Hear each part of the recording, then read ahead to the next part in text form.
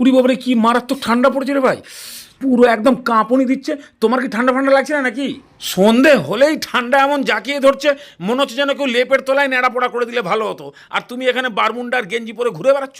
আরে বাবা, শরীরকে ভেতর থেকে হিটিয়াল করো, নাহলে যতক্ষণ লেপের তলায় থাকবে ততক্ষণই ঠিক, বাইরে বেরোলেই অজ্ঞান হয়ে যাবে। যাও দৌড়ে গিয়ে 1 কিলো মুরগি নিয়ে আসো, এমন ব্যাচেলার মাংস দেখাবো এই যে ঠান্ডায় তোমার শরীরের সব বেঁকে গেছে, একদম খেলে পরেই সিধে হয়ে যাবে, একেবারে নিমেষের মধ্যে হয়ে যাবে। তার মধ্যে আবার সেই লেভেলের টেস্ট। প্রথমে খালি 2 চামচ ধনে, 2 চামচ জিরে, আর 1 চামচ গোলমরিচ, আর 2-3টে শুকনো লঙ্কা, এগুলোকে ধিমি আঁচে হালকা রোস্ট করে নিয়ে যেই নাকে গন্ধ ঢুকতে শুরু করবে, বাস নামাও, ঠান্ডা করো, আর ঠিক এরকম দরদরা টাইপের গুঁড়ো করে রেখে দাও। রেডিমেড গুঁড়ো মশলা তো হবে, কিন্তু ব্যাচেলার দাদা যদি সুপার টেস্ট পেতে যাও এইটুকু একটু জোগাড় করে নিও। এবার খালি কায়দাটা একবার দেখো, মাত্র 25 মিনিটেই কাজ সাবার।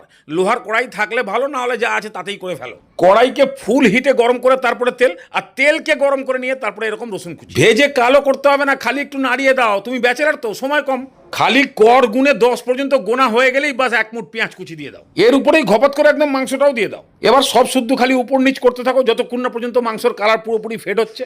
ঠিক এরকম টাইপের দেখতে হয়ে গেলেই পরিমাণ মতো নুন আর হলুদ দিয়ে ভালো করে একবার মেশাও। মাংসর মধ্যে খালি হলুদ নুনটা ভালো করে মিশে গেলেই বাস এবারে ঢেলে দাও জল। খুব বেশি জল দেওয়ার দরকার নেই, রাত্রে রুটির সঙ্গে খাবে তো, ওই একটু কাই হলেই হবে, বা সেই মতো জল দিয়ে ঢাকনা। মোটামুটি 80% সেদ্ধ এখানেই করে ফেলো, কত ঝামেলা কম বলো দেখিনি। যখনই দেখবে এইরকম ঠিক 206খানা হাড় থেকে মাংস ছাড়তে শুরু করে দিয়েছে, সেই ভাজা মশলা আর 3-4টে চেরা কাঁচা লঙ্কা দিয়ে ভালো করে মিশিয়ে দিয়ে এবার ঢাকনা দিয়ে ফুলফিল সেদ্ধ করো। আরে ঘাবড়ে যেও না, একেবারে খতরনাক লেভেলের টেস্ট পাবে।